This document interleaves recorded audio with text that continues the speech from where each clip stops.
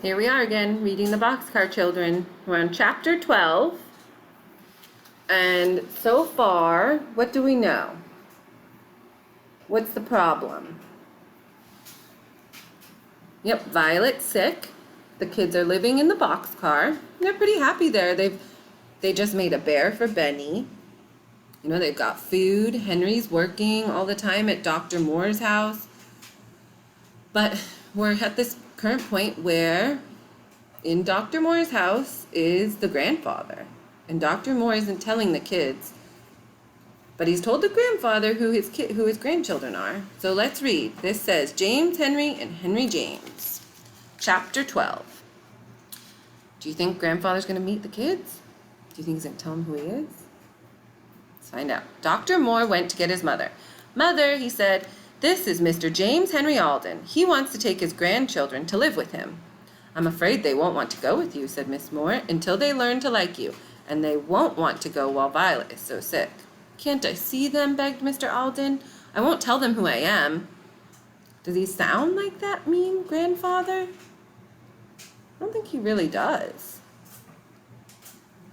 That would help, agreed the doctor. If they grow to like you before they know who you are, things will be easier. Yes, said Mrs. Moore. Stay here with us for a while. The children will learn to like you, and then we can tell them that you are their grandfather. Thank you, said Mr. Alden. I will go home and get some clothes and come back, and I will give you the $5,000. But Dr. Moore would not take the money. I just want these children to be happy, he said. When Mary learned that she was to cook for Mr. Alden, she was frightened. Why do you think she's frightened? Yeah, he's like a prominent figure in the. Okay. So we're back. I'm sorry, I had to step out for a second. So Mr. Alden, she was frightened. So remember, she's frightened about cooking for him. He has everything. He's a very rich man. You can cook for anyone, said Dr. Moore kindly. Just get one of your good chicken dinners and make some cherry dumplings. At dinner, Mr. Alden saw all of his grandchildren but Violet. He smiled with delight when he saw Jessie come into the room in her quiet way. Is he happy about them being his grandchildren? Does he seem like a nice guy? I mean, I think he seems like a pretty good guy. I hope it works out. Children, said Mrs. Moore, this is Mr. Henry. Benny laughed. Henry and Mr. Henry, he remarked. That is funny. Henry shook hands with Mr. Alden before he sat down at the table. Where have I seen that man before, he thought. Where did he see him before? Yeah, at the free-for-all race, remember? The children liked to hear Mr. Henry talk. He told them about a big cucumber in his garden. The cucumber was growing inside a bottle, and he couldn't get it out. Why not? Asked Benny. It is too big, said Mr. Alden. How did it get in? Asked Benny. It was a little cucumber when it went in, said Mr. Alden. A cucumber will grow just the same in a bottle. It will grow so big you can't get it out. I'd like to see the cucumber, said Benny, stopping in the middle of his cherry dumpling. Would you really? Asked Mr. Alden, delighted. Someday you and I will go over and pick it. And we can bring it to Violet, said Benny. Yes, we'll bring it to Violet, agreed Mr. Alden. Henry thought again. Where have I seen that man before? I wish I could remember. He could not remember, but he liked Mr. Alden very much. All the children liked him because he was so kind to them. So was he mean? They thought their grandfather was so mean because he never visited them. But in fact, he seems like a kind man. At last, one day, Mr. Alden could see Violet and went softly into a room with some beautiful flowers from his garden. The children loved him when he patted Violet's dark head and told her that he was sorry she had been sick. He told her, too, about his garden, where the flowers came from. I'd like to see your garden, said Violet. I love flowers. That's funny, and her name's Violet. Why would I think that's funny? Because Violet is a flower, and she likes flowers. How long are you going to stay, Mr. Henry? Asked Benny. Shh, Benny, said Jessie. I want to stay here as long as I can, my boy, said Mr. Alden quietly. Henry looked at the man again. He knew that he had heard him say my boy before. Now where was it? He could not remember. Do you think he's going to remember and then be scared or be happy? What do you think he'll feel? After dinner, Mr. Alden sat under a tree reading. Henry was working in the flower garden in front of the house, and he looked at Mr. Alden again and again. Suddenly it came to him as the man smiled over his book. "It is the same man who gave me the $25 prize and the silver cup," he said to himself. "I didn't remember him at first because I was so excited when he shook hands with me." He took another look and said again, "It's the very same man." Henry sat thinking for a little while. Then he got up and went to find Dr. Moore.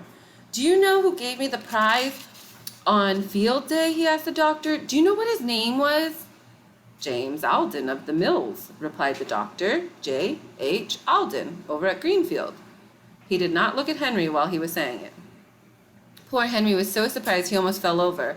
That kind man? His grandfather? He went out and sat on the steps to think it over. I mean, he said that kind man, and he's saying it with an exclamation, like, how can this be his grandfather? Let's read. To begin with, this man was too young. Henry had thought of his grandfather as being an old man with white hair, and Mrs. Moore called him Mr. Henry.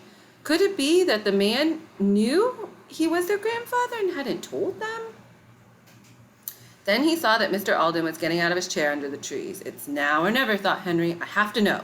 He walked eagerly after the man, who was going towards the garden with his back to Henry. Then the man turned around and saw how excited Henry was.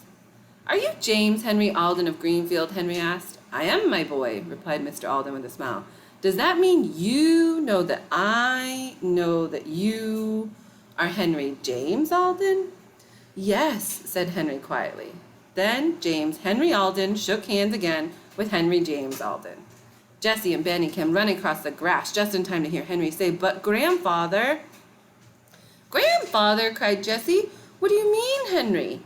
"Yes, Jessie," said Henry eagerly. "He's the man we have been running away from all this time." "I thought you were old," said Benny, "and cross." Cross meaning like mean. Jessie said so. "I didn't know, Benny," said Jessie. Her face was red. "To think of running away from this kind man." "So do they like him?" "Maybe they're excited. I wonder what the future will bring for them." But her grandfather did not seem to mind. He patted her on the head and said, "Let's go up and see Violet." There was no stopping Benny. He hurried into Violet's room, holding Mr. Alden by the hand and shouting, "It's Grandfather, Violet, and he isn't cross after all." "What do you mean?" asked Violet. "Isn't he Mr. Henry?" "My name is James Henry Alden," replied her grandfather. "And my name is Henry James Alden," cried Henry. "Well, well," said Dr. Moore. Violet held on to her grandfather's hand and listened to the rest talking excitedly. "Where have you been living?" asked Mr. Alden at last. They all looked at each other, even Dr. Moore and his mother. Then they all laughed as if they never would stop. "You just ought to see," said Dr. Moore. "What?" cried all the children at once. "You never saw it in the daytime." "Is that so?" laughed the doctor. "I have seen it many times in the daytime." "Seen what?" asked Mr. Alden. "Our house," said Jessie. "We've been living in a boxcar in the woods." Then they all began to tell him about the dump and the dishes and the brook and the swimming pool. "They have 4 beds of pine needles in the car," said Dr. Moore. "How do you know?" said Jessie. "Well," said Dr. Moore, "the first day Henry worked for me, I walked after him as far as the hill." "Why did you do that?" asked Mr. Alden. "I liked him. I saw he was a fine boy, and I wanted to see where he lived." "But you can't see the boxcar from the hill," said Jessie. "No, but I came back that night and looked around," said Dr. Moore. "About 10 o'clock?" cried Jessie. "Yes," said the doctor. "I stepped on a stick and you heard me." "A rabbit!" cried Jessie and Henry. "Watch barked." "Yes, I heard the dog bark, so I knew you were in the boxcar. Then I went home." "But you came back?" asked Jessie. "Oh, yes. When you were picking cherries, I went up to see your house. I wanted to see if you had enough to eat and enough dishes." See, remember watch barking? It was because Dr. Moore had come and visited.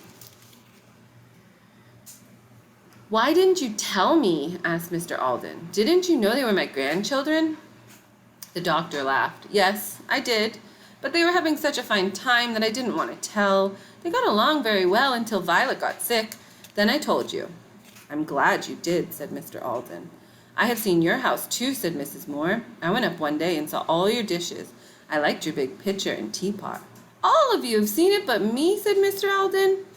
"We'll show it to you," cried Benny. "I'll show you my cart made out of wheels and my pink cup." Good for you, Benny, said his grandfather, much pleased. When Violet gets well, we'll all go up there. If you will show me your house, I'll show you my house. Do you have a house? Asked Benny in surprise. Yes, you can live there with me if you like it.